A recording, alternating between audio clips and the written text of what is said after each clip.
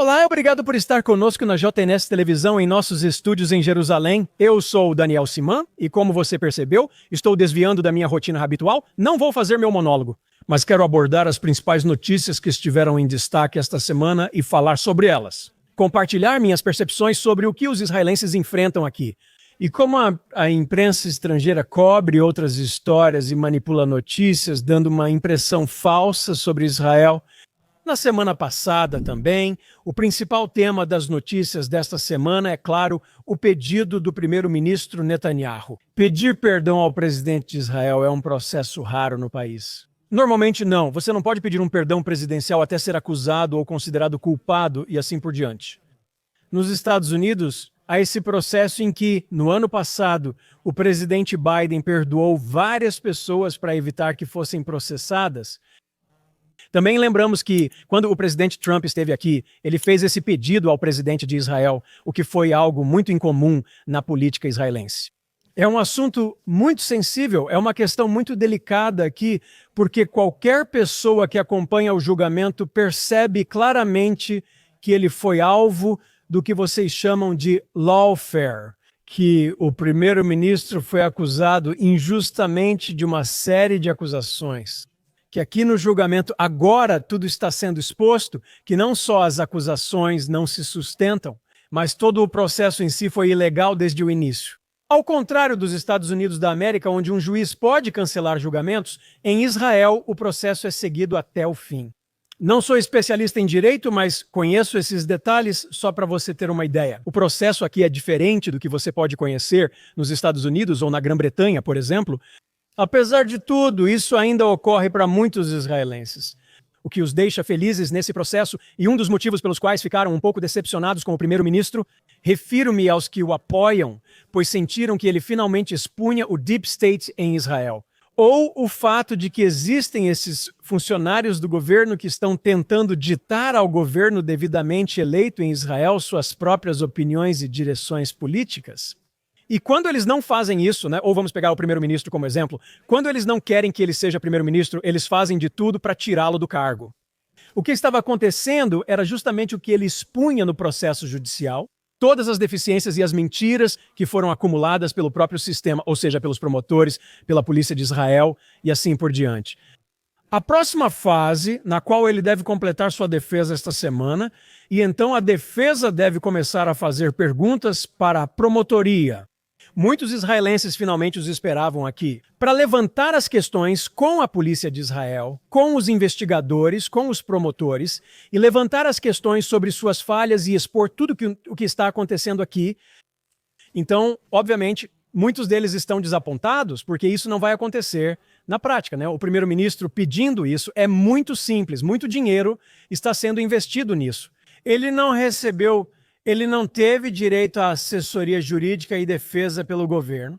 Ele mesmo tem que arcar com isso. Os mesmos promotores não permitiram que ele fizesse algo público.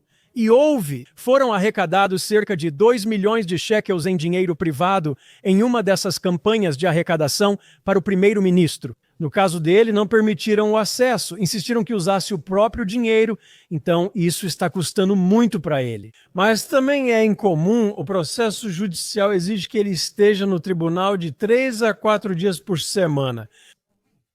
Qualquer promotor ou advogado de defesa em Israel pode afirmar isso. Isso não é apenas incomum, nunca aconteceu antes na história dos processos legais aqui em Israel, onde passa de 1 ou 2 dias por semana. Além disso, os advogados de defesa têm outros casos, então não dedicam todo o tempo a este, sem falar no fato de que este não é o acusado comum ou uma pessoa simples. Este é o premier de Israel. E se há 6 anos, quando o processo legal começou, tivessem perguntado a ele: você consegue enfrentar tudo isso no tribunal? Ele disse que conseguiu governar o país mesmo passando tanto tempo no tribunal. Sim, mas há 6 anos não estávamos no meio de uma guerra de sobrevivência, então as coisas mudaram no último ano. E então, quando você olha para o motivo da insistência do tribunal para que ele esteja lá 4 ou 5 dias por semana, ou 3, 4 dias por semana, é porque uma das juízas vai se aposentar em 2 anos e ela quer poder dar sua decisão antes disso, porque ela sabe que é por isso que será lembrada. E por isso ela está insistindo. porque esse processo pode durar vários anos, e ela quer encerrá-lo em 2 anos para que seu nome esteja na decisão. Essas questões pessoais explicam por que isso se prolonga com tanta intensidade. Além de não conseguir exercer seu trabalho agora, o primeiro-ministro ainda o faz. Eles são atenciosos às vezes, mas precisam apresentar aos juízes se houver problemas. O primeiro-ministro do Estado de Israel está em guerra. Se ele precisar resolver algo com a comunidade internacional, o presidente dos Estados Unidos da América ou questões de segurança permitirão que não compareça ao tribunal nesse dia. Então, o que você está realmente fazendo aqui, especialmente se for sobre questões de segurança, é avisando antecipadamente nossos inimigos que o primeiro-ministro não estará no tribunal amanhã porque ele tem algo relacionado à segurança que precisa resolver. Então, de certa forma, você está avisando eles antecipadamente sobre as coisas. E nós sabemos o quanto o sigilo é importante em tudo isso. Então, o nível de absurdo em tudo isso é impressionante. Mesmo assim, continuam insistindo que ele faça isso, então faz sentido. E especialmente porque está bem claro que as acusações não se sustentam. Se você quiser chamar assim, faz sentido para o... Se o presidente de Israel puder lhe conceder um perdão antecipado, ele o fará. Isso já foi feito uma vez antes na história de Israel, foi feito por membros do Shin Bet, em um caso em que houve um incidente com terroristas que sequestraram o ônibus número 300 a caminho de Ashkelon. Há 40 anos em que terroristas foram mortos e o comportamento deles foi questionado. E para não entrar em detalhes, o presidente da época, o presidente de Israel, concedeu a eles um perdão sem reconhecer culpa no caso deles. Isso gerou grande comoção em Israel. Obviamente, membros da ala direita, como mencionei antes, ficaram meio desapontados, mas eles entendem isso. O primeiro-ministro precisa ter seu tempo disponível para que ele possa lidar com as questões que Israel está enfrentando. Na ala esquerda querem impor condições. Duas coisas, que ele aceite a culpa, embora esse não tenha sido o caso e nem o rumo do próprio processo judicial, e que ele diga que não pode mais concorrer ao cargo de primeiro-ministro. Bem, tudo isso foi feito, todo o processo aqui, toda aqui a guerra jurídica que eles vêm usando, foi para pegar ele e qualquer ser humano normal. E muitos membros do governo israelense e líderes de alto escalão em Israel renunciaram quando? Todo esse processo, porque já fizeram isso antes com outros políticos. O presidente Rivlin, inclusive.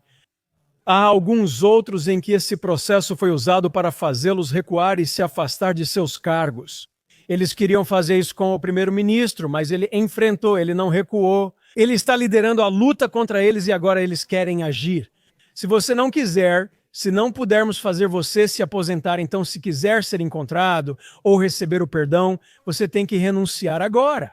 Esqueça o que o primeiro-ministro acha sobre isso. Ele tem uma grande maioria da população em Israel que não aceita nada disso e eles têm que deixar isso por nossa conta. Temos uma eleição, esse padrão se repetiu. Pode ocorrer em 3 meses, mas até o final de novembro de 2026 haverá eleições em Israel. A população local pode decidir se Netanyahu será ou não o primeiro-ministro. Não cabe à oposição, que obviamente tem interesse na renúncia dele, apresentar essa condição, especialmente porque isso nunca aconteceu antes. É difícil prever o que vai acontecer, pois há muitos caminhos possíveis. Pode levar algumas semanas ou até mais tempo. O presidente disse que vai discutir isso com várias pessoas.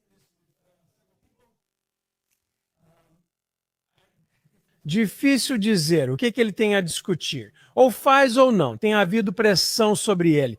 Agora há manifestações, os mesmos idiotas que vêm protestando desde que Netanyahu foi eleito nas ruas de Israel, sempre encontrando outra desculpa atrás deles. Acusando-o de não se importar com os reféns e de querer que a guerra continue para preservar sua posição no governo, já que ele conseguiu chegar a um cessar-fogo e já que ele foi capaz de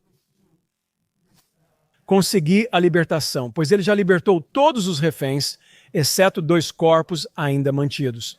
Eles não têm mais nada para protestar agora. Então, agora estão criando um problema com isso, direcionando seus esforços contra o presidente, ameaçando-o de que não vão deixar isso passar se ele não encontrar, se ele aceitar o pedido de Netanyahu. Então isso se tornou uma grande questão política aqui. E se você considerar o fato de que o presidente Herzog está pensando em voltar para a política israelense e talvez liderar o Partido Trabalhista no futuro, ou algum outro partido, se ele optar por isso, talvez não seja do interesse dele. Então o seu palpite é tão bom quanto o meu? Quero acreditar que ele realmente aborde o que eu considero ser a principal questão que Netanyahu levanta nesse assunto, que é muito simples. O primeiro-ministro afirmou: sim, o processo judicial é incômodo, caro para ele e está tornando a vida dele e da família miserável. Mas ele quer, antes de tudo, encerrar esse julgamento e, como ele diz, restaurar a estabilidade dentro de Israel, diminuir a fúria que está nas ruas e restaurar a unidade. Isso não vai acontecer, não por causa dele, mas por causa das mesmas pessoas que têm ido às ruas por tanto tempo.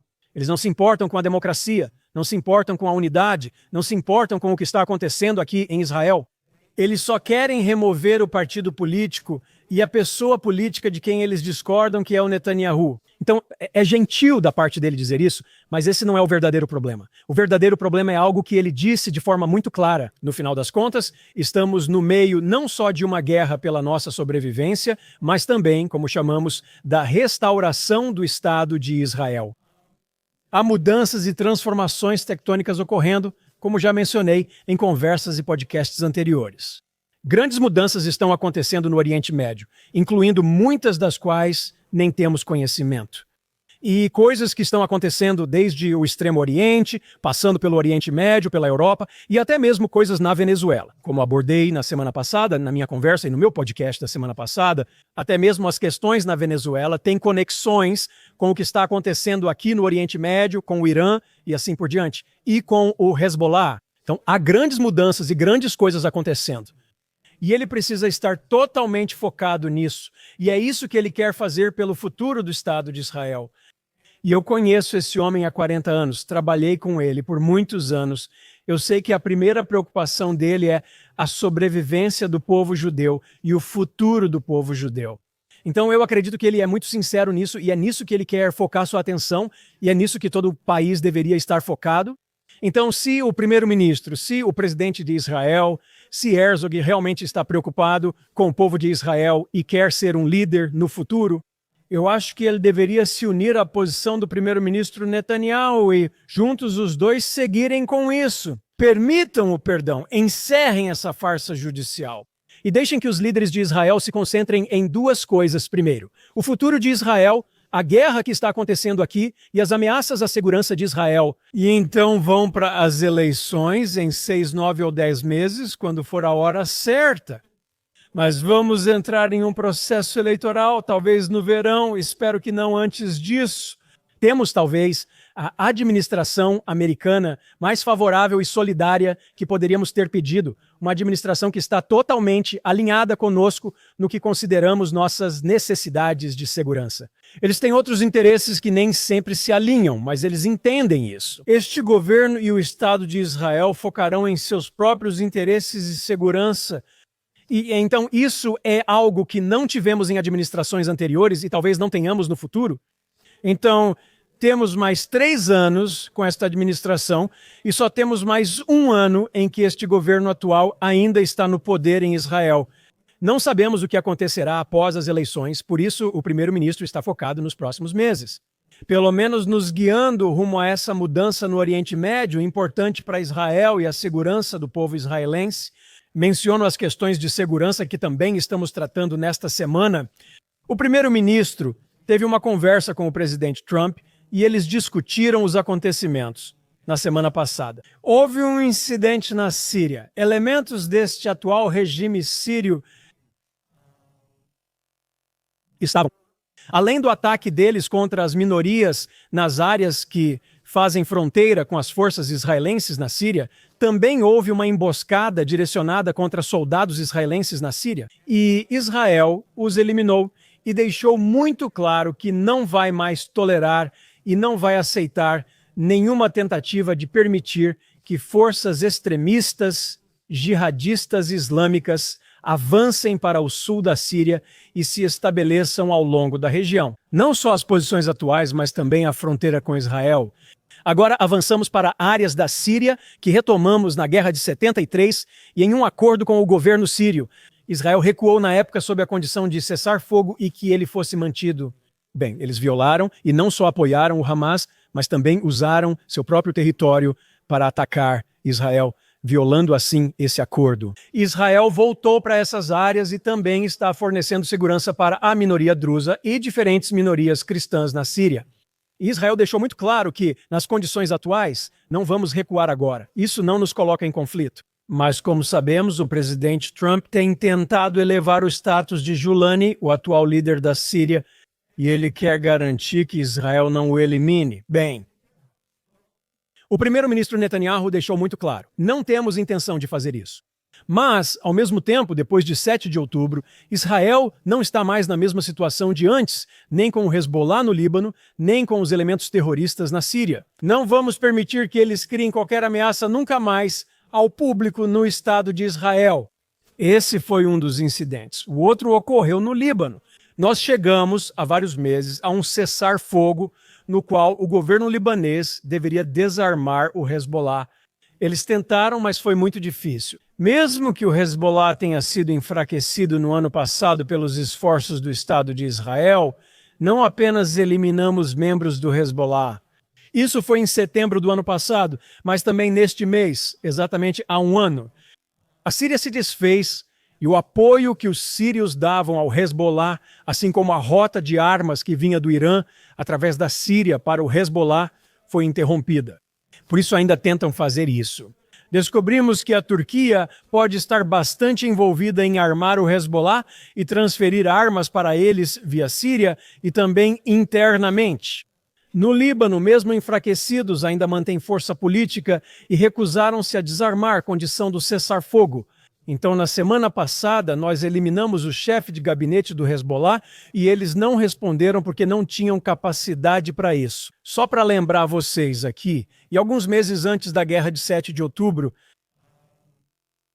o Hezbollah construiu uma posição na fronteira com Israel, na cerca ao longo da fronteira com Israel, no norte de Israel, e Israel naquela época não os retirou. Era uma tenda com alguns soldados, nós nem sequer a retiramos. Quando os soldados não estavam, faziam a guarda ocasionalmente. Essas eram as circunstâncias, pois sabíamos que eles tinham dezenas de milhares de mísseis apontados para Israel. Sem contar que se eles usassem, o Irã também dispararia seus mísseis. Hoje essa ameaça não existe mais, mas o Hezbollah tem tentado restabelecê-la, eles têm construído posições, repondo armas e mísseis. A mesma coisa, aliás, está acontecendo em Gaza, com o Hamas, com toda a ajuda chegando e todos esses caminhões entrando sem supervisão. Sabemos que muitas munições estão sendo trazidas para o Hamas. Sabemos que eles têm várias baterias de mísseis prontas para serem disparadas contra o sul de Israel. Não vamos deixar essas coisas acontecerem. E essas são as questões que Israel está enfrentando com a Síria, com o Líbano e também com o Irã. E tem se falado muito aqui que Israel vai ter que resolver essas questões. As questões militares com esses 3 elementos, basicamente o Hamas, eles precisam ser completamente desarmados. Mas o motivo pelo qual não estamos avançando no momento em Gaza é porque estamos esperando receber os 2 últimos corpos. Sabemos que eles sabem onde estão, mas estão fazendo jogos. Já deveriam ter devolvido após 72 horas, mas não fizeram. Mas estamos esperando que isso aconteça, e também existe a possibilidade de tropas estrangeiras entrarem. Poderia ter sido Indonésia, e houve conversas sobre Turquia e Egito. E Israel não permite que turcos ou egípcios integrem a força de paz que deve entrar no local, mas vários países recusaram enquanto o Hamas estiver armado. Nesse caso, Israel provavelmente terá que fazer o trabalho sujo. E então, uma vez que isso esteja feito, eles podem entrar e começar a restauração da faixa de Gaza. Como eles estão falando, ou como um dos pontos do plano afirmava há alguns meses, isso provavelmente também será levantado. Agora comentam sobre 26 de dezembro, ao menos em Israel, que Netanyahu estará em Washington de novo. Eu não vejo como o dia depois do Natal vai ser assim, mas vamos ver. Com relação ao Irã também, eles têm restaurado suas capacidades e no momento ainda temos a vantagem, então talvez vejamos um esforço israelense. Outro elemento importante em tudo isso é que neste mês a tecnologia de laser, tecnologia antimísseis, foi concluída e até o final deste mês já há algumas baterias instaladas. Algumas delas foram usadas em combate durante os 2 anos da guerra. Essa tecnologia especial que Israel desenvolveu com lasers, né, a capacidade de neutralizar mísseis balísticos intercontinentais, algo que se pensava ser coisa de jornada nas estrelas. Como disse o presidente Reagan há 40 anos, ficção científica, Israel fez isso. E esses serão instalados e a defesa aérea de Israel estará completa até o final de dezembro, início de janeiro. O que nos dá defesa total, pelo menos contra a séria ameaça de mísseis do Irã, o que nos permitirá então completar o que for necessário com os iranianos no próximo mês. Então, essas são as principais questões com o Inter, se você considerar os países ao redor de Israel. Mas também há uma batalha que vem acontecendo nas últimas semanas e que só tem se tornado cada vez mais difícil, que é contra terroristas na Judéia, Samaria e áreas da Autoridade Palestina. Para contextualizar, a Autoridade Palestina está na Judéia e Samaria segundo os acordos de Oslo. E eu já te disse várias vezes, comecei a trabalhar por Israel nos anos 80, após concluir meu serviço militar. Trabalhei nos Estados Unidos e atuo com diplomacia pública de Israel há anos. Eu me lembro que naquela época a pressão sobre Israel era que se nós, e muitos de vocês da minha idade vão se lembrar disso, que se Israel reconhecesse a Organização para a Libertação da Palestina, que eles diziam ser o único representante do povo palestino. Se reconhecermos a Organização para a Libertação da Palestina, se cedermos território, haverá paz. Nós poderemos ter... E eles levantaram e elogiaram a solução de 2 estados para o conflito aqui. Bem, isso foi feito. Israel, em 1994, nos acordos de Oslo, reconheceu a Organização para a Libertação da Palestina. Eles deveriam reconhecer o direito de Israel a ter um estado independente, mas condicionaram isso, né? Ou seja, que eles teriam o direito ao seu próprio estado, mas não será um estado judeu no território de Israel. Israel será um estado democrático que não será reconhecido como um estado judeu. Isso é secundário. O fato é que iniciaram uma campanha terrorista. E então você descobre que não é a Organização para a Libertação da Palestina que é a única representante do povo palestino. Você tem a Frente Popular para a Libertação da Palestina, você tem a Jihad Islâmica, você tem o Hamas. Surpresa ao Hamas controlar Gaza. Isso foi cedido à Organização para a Libertação da Palestina lá em 1994, então isso não trouxe uma solução para a situação. E depois de 7 de outubro, pouquíssimos israelenses consideraram a ideia de continuar tendo um Estado palestino, ou mesmo permitir que a Organização para a Libertação da Palestina seja responsável pelas áreas em Gaza, que serão restauradas no futuro. Enquanto isso, as mesmas áreas pelas quais a Organização para a Libertação da Palestina ou a Autoridade Palestina deveriam ser responsáveis. Você tem células crescentes do Hamas, da Jihad Islâmica e, além disso, terroristas da Organização para a Libertação da Palestina que estão lutando contra Israel e se armando para um ataque futuro. E muitos deles estão dizendo que não haverá apenas um 7 de outubro, não 10, não 100, não 1000, mas 10.000 7 de outubro. Essas são as coisas que eles estão imitando e repetindo na Judéia e Samaria, entre os árabes de lá, que eles pretendem fazer o que o Hamas fez em 7 de outubro. É um artigo interessante. Amanhã vou entrevistar o senhor Nadav Etzny no meu programa de rádio Angalá Israel, aqui em Israel. Ele menciona nossos parceiros de paz, a Organização para a Libertação da Palestina, e ele menciona que nesta semana, em um incidente em Shem, nossos soldados foram feridos por um membro da polícia palestina. Agora, por que isso é importante? E ele realmente aborda a questão porque a polícia palestina deveria ser a única força que a autoridade palestina tem, ou seja, para policiar suas próprias forças. Eles não deveriam ter elementos de segurança. Israel protege e defende suas fronteiras, por isso não necessita de exército. Se assinamos um tratado de paz, reconhecemos e cedemos território a eles, por que ainda estão lá? Por que eles precisam de forças militares? Então, o interessante que ele levanta é que, originalmente, a polícia palestina deveria ser composta por 18 mil policiais. Agora são mais de 60 mil policiais. Mas não recebem treinamento em táticas policiais.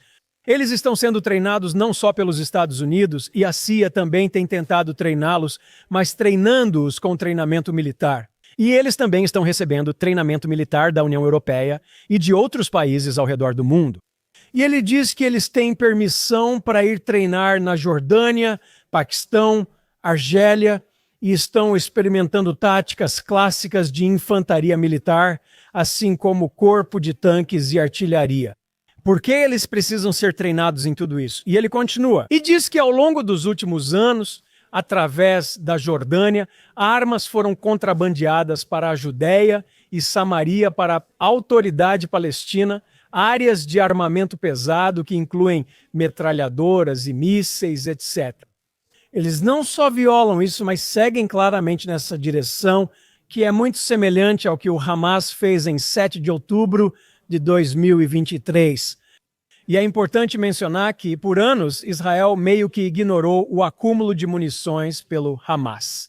Houve essas coisas que serão investigadas, mas a atitude geral das forças de defesa de Israel na época era em relação a essa questão específica, que o Hamas quer fortalecer sua posição como liderança em Gaza e por isso eles não têm interesse.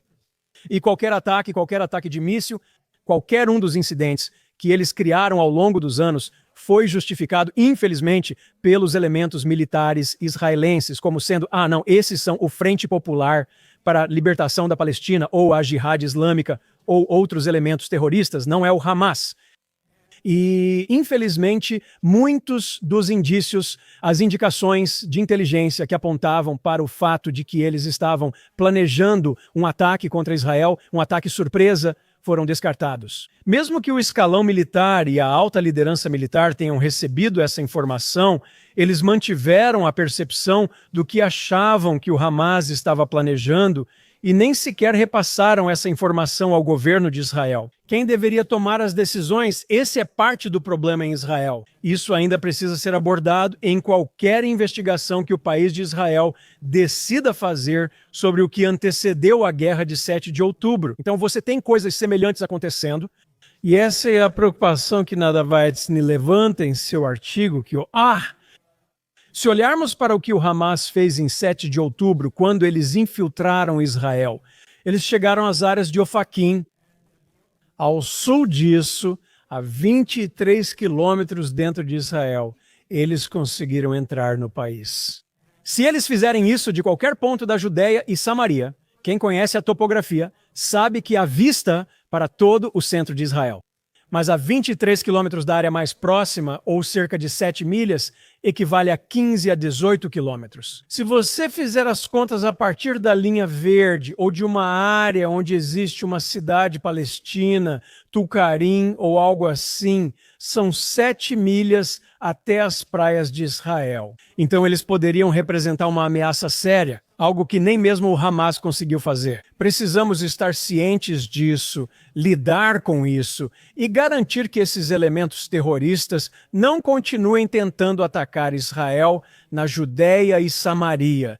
Quero também abordar algumas das questões que vi na mídia estrangeira e na cobertura do que está acontecendo aqui. Como disse antes, não há grande questão que indiquem. Continuam com genocídio e fome. Se você olhar para essas imagens, pode ver que, enquanto eles falam de fome, o clima em Israel estava um pouco invernal. Nas últimas semanas houve enchente na faixa de Gaza. Você teve essas imagens aparecendo de novo, as imagens do Pallywood, as imagens do Gazawood de crianças se afogando na lama. E você pode ver essa imagem aqui dessas crianças. É terrível que uma das meninas da imagem esteja com a cabeça virada ao contrário. Preste atenção nisso. E outras imagens falam sobre a fome e que eles não têm comida suficiente. A imprensa estrangeira pode mostrar isso, mas não exibe imagens como esta de Gaza. Postagens no Instagram de restaurantes e uma área de casamento. E olhe para a comida que eles têm lá, olhe para a riqueza que você pode ver. Isso não é um genocídio ou fome. Então, esse é o tipo de coisa que as pessoas estão começando a perceber agora e estão olhando menos para isso. Então, eles precisam procurar outras coisas, e uma das coisas que eles estão procurando sobre a segurança na Judéia e Samaria trata-se da presença e das comunidades judaicas na região. E o fato de que a Organização para a Libertação da Palestina também tem violado o acordo, no Acordo de Oslo. Ao se moverem para áreas que ainda serão discutidas para uma decisão futura sobre a quem essas áreas pertencerão, e eles têm assentado nessas áreas. Então, obviamente, as comunidades judaicas e os colonos judeus assumiram para si a responsabilidade de garantir que eles não possam invadir áreas que deveriam ser e que são conhecidas por pertencerem aos próprios judeus. Então, esse tipo de coisa está sendo tratado como violência dos colonos. Sempre que ocorre um incidente, ninguém comenta o que houve antes, nem mostra o contexto completo. Eles sempre são muito rápidos em apontar o dedo e direcionar a atenção para a resposta dos israelenses. Então, se você tiver pedras jogadas contra você, e acredite em mim, se você já teve uma pedra jogada contra você, sabe que isso pode te matar. Já tivemos várias pessoas mortas por essas coisas no passado, mas também há tiroteios acontecendo, ataques a tiros de carro em movimento. Essas coisas não aparecem na mídia ou só são citadas brevemente. Mas quando os israelenses tentam se defender, isso imediatamente vira manchete. E por uma mídia que reflete as posições dos seus próprios países, que já vem dizendo isso há muito tempo. Já citei em um podcast anterior sobre a Conferência de Nova York em setembro, todos discutiam e trabalhavam na criação de um Estado palestino que eles deveriam ter, que a Judéia e Samaria deveriam ser reconhecidas como parte da área palestina. Uma vez que o processo de paz, ou o acordo de paz e o fim da guerra acontecessem, ninguém está falando sobre isso agora. Porque eles entendem que a Organização para a Libertação da Palestina não pode ter controle total dessas áreas. São iguais aos Hamas. Esses veículos de mídia apenas ecoam as posições de seus governos e tentam deslegitimar, antes de tudo, o direito dos judeus à autodefesa e à autodeterminação, e afirmar que essas áreas estão ilegalmente ocupadas de acordo com o direito internacional, que é apenas uma afirmação que não é respaldada pelo direito internacional. Quero analisar a vinda de estrangeiros para cá. E eles geralmente são ativistas e agentes provocadores que vêm para cá para criar tensões entre judeus e árabes.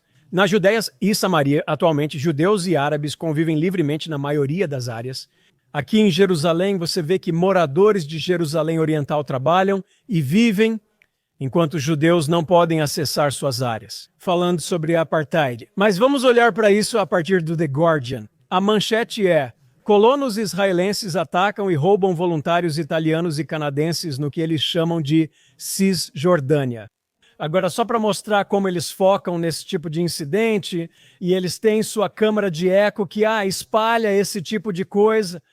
Essa matéria foi publicada horas antes. Enquanto eu procurava por ela, alguém a postou nas redes sociais. Já tinham se passado 12 horas. Mas quando você entra no Google e no Guardian, o primeiro item 12 horas depois é essa questão. Então, eles colocam o foco em eventos com Israel, ou eventos negativos sobre Israel, para criar uma espécie de disseminação, essa conversa negativa sobre Israel.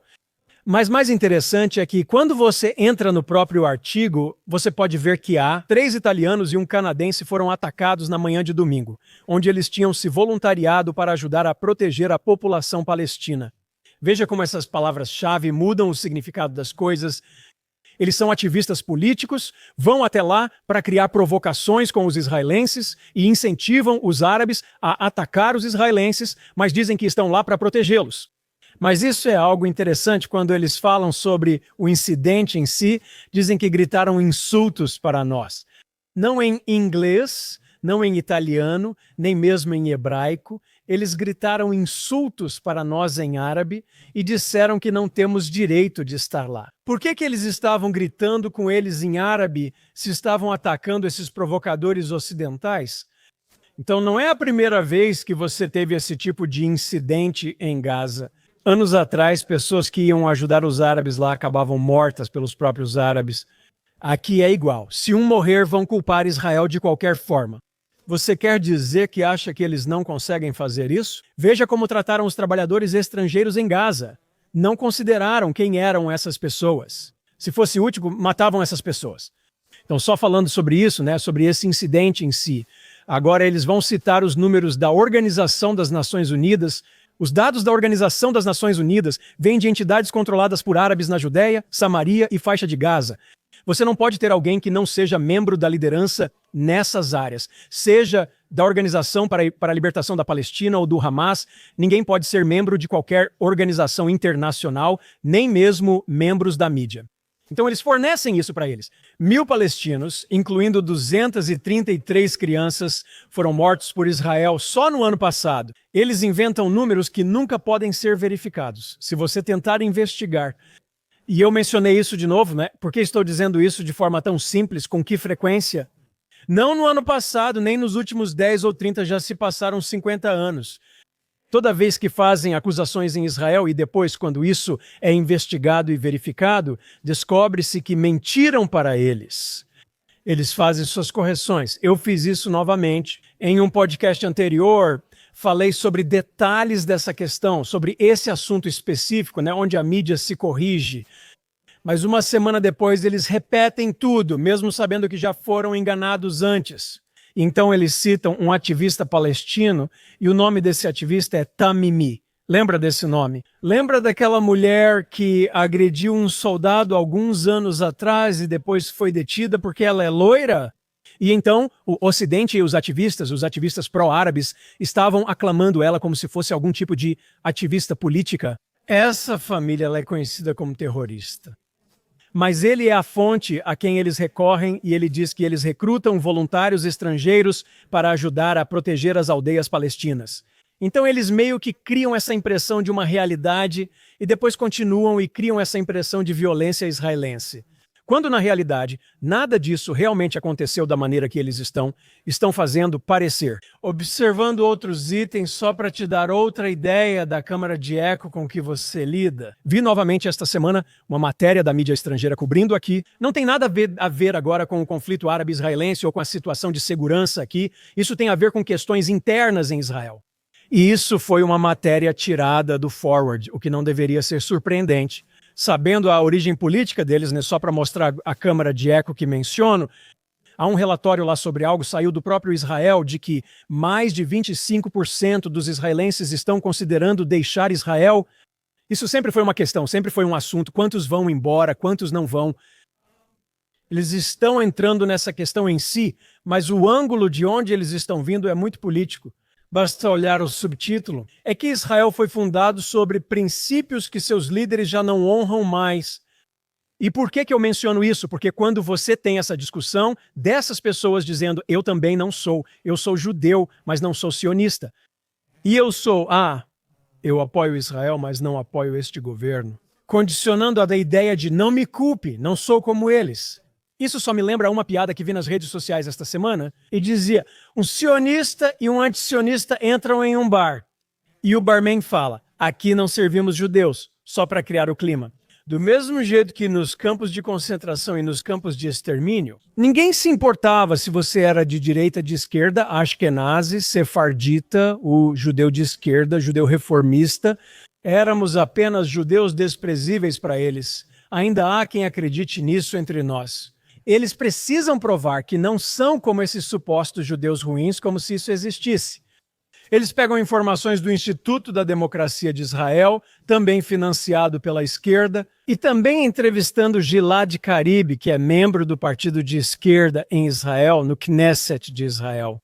Todos comentam como os israelenses tentam mostrar, mas não enfrentam o problema. Por que os israelenses estão realmente indo embora, mas tentando transformar isso em uma questão política, que os israelenses estão indo embora? Por causa do que o governo está fazendo aqui, e então eles entram agora, sim, a guerra que está acontecendo. É que os civis foram atacados aqui. Nossas cidades foram atacadas pelo Irã, pelo Hezbollah e por mísseis do Hamas. Muitos civis foram mortos.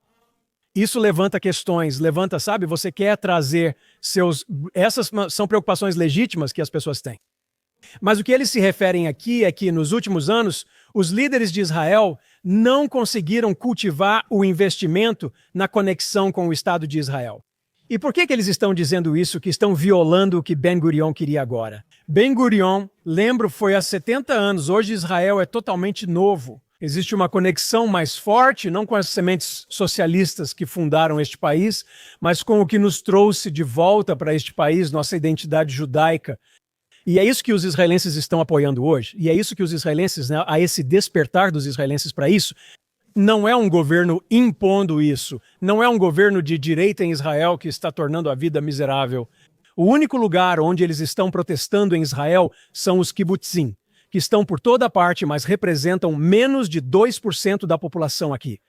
E a população de Tel Aviv, que rejeita a legitimidade desse governo por ser politicamente contrária a ele. Então, em vez de transformar isso em um debate político, eles transformam em uma questão de vida ou morte. Que estamos mudando o caráter do Estado de Israel. E então eles vão e citam essas estatísticas fornecidas pelo Instituto de Estudos de Segurança Nacional, que dizem que 72% dos israelenses estavam insatisfeitos com a forma como o governo lidou com a guerra. E mostrando que supostamente, e porque antes disso, na frase antes disso, e estou citando o documento, diz o seguinte: em um país governado por um governo de direita extremista e sedento por poder. Então você está combinando isso só para te mostrar como eles manipulam os detalhes. Isso não é um fato, apenas algo que dizem, só estou te lembrando. Disseram por meses que Netanyahu manteria a guerra para seguir no poder. Além disso, ele não se importa nem vai libertar os reféns. E quando ele fez tudo isso e chegou a esse acordo para acabar com a guerra, de repente, o que eles vão dizer? Eles buscam alternativas e tentam passar a impressão de insatisfação do público. O público, antes de setembro, antes da guerra terminar, não estava satisfeito, porque eles sentiam que o governo não estava perseguindo as duas partes mais importantes dessa guerra. Uma, a libertação dos reféns, que foi alcançada, e duas, o aniquilamento do Hamas. Não apenas o desarmamento, mas acabar com o Hamas. Totalmente, era isso que deixava os israelenses insatisfeitos. Não tinha nada a ver com a posição política do governo. Se alguma coisa, eles estavam apoiando a insistência de Netanyahu em duas coisas: entrar e pressionar o Hamas e não ceder às tentativas deles de nos extorquir, o que se mostrou ser o correto a fazer. Só após entrarmos em Gaza, eles fizeram concessões e libertaram todos os prisioneiros vivos. Mas além disso, você também tem a situação com a qual estamos lidando hoje. Você tinha essa situação em que havia cerca de 240 membros do Hamas, aqueles que participaram dos ataques de 7 de outubro, capturados em um túnel em Rafah, localizado em área israelense. Não permitimos que eles saíssem devido à pressão dos militares em Israel para sermos considerados. Deixe-os sair e eles devolverão os corpos que ainda estão segurando, disse o primeiro-ministro. De jeito nenhum. E se você pesquisasse os israelenses, esses 72% citados aqui são os mesmos que não queriam a libertação dos Hamasniks nos túneis. E o que aconteceu? Nós não os libertamos, ainda estão lá. Alguns atacaram, soldados israelenses morreram, outros se renderam, mas a maioria ficou presa. Atacamos o túnel e provavelmente todos já estão mortos. E o mundo não desabou por isso, ao contrário, enviou uma mensagem clara ao Hamas. Então, distorcer esses detalhes para tentar deixar outras pessoas ou leitores com a impressão de que a posição política deles aqui é a mesma que os israelenses compartilham. Isso não é apenas uma deturpação, é uma mentira total. O diabo omite e manipula os detalhes para impor sua opinião. Voltando a outro ponto que achei no prefácio, que não é o próprio prefácio. Enquanto eu lia o artigo sobre o que acontece em Israel e mencionava israelenses querendo sair, de fato aumentou o número de pessoas querendo deixar o país. Ao analisar os detalhes, percebe-se que muitos eram judeus vindos daqui, ou pessoas, nem todos judeus, mas oriundos da Ucrânia e Rússia. Nos últimos anos da guerra, receberam benefícios de Israel para estar aqui. Quando acabaram, tudo mudou. Após 2 anos, decidiram partir. Não nego que israelenses estão indo embora, mas lidamos com isso há anos. Até eu deixei Israel por alguns anos. Fiquei 6 anos, morei na cidade de Nova York, trabalhei no consulado em Nova York, não como diplomata, trabalhei lá como funcionário local e estudei em Nova York. Voltei como muitos israelenses, então isso acontece. Não é para mostrar que é por causa deste ou daquele governo, mas quando você olha para a tabela, estou te mostrando aqui. A World Population Review do ano passado mostrou que Israel está em 5º lugar. 5º lugar entre os países onde a população é mais feliz. E isso é Israel em uma guerra de 2 anos na qual civis foram atacados, e mesmo assim Israel ainda é uma das populações mais felizes do mundo. Então, de alguma forma, isso não combina com o que o prefácio estava tentando apresentar como um caso de Israel desmoronando. Por causa desse governo, e aliás, não é por causa do governo que as pessoas são tão felizes, é só o significado que encontramos em nossas vidas aqui, o elemento familiar. Já abordei isso em outros podcasts com os principais psicólogos de Israel. O senso de comunidade que temos aqui, o senso de identidade religiosa que temos aqui, o fato de termos filhos e netos, essas coisas criam uma situação em que os israelenses ficam felizes com nossa vida aqui. Certamente, depois dos 2000 anos de diáspora.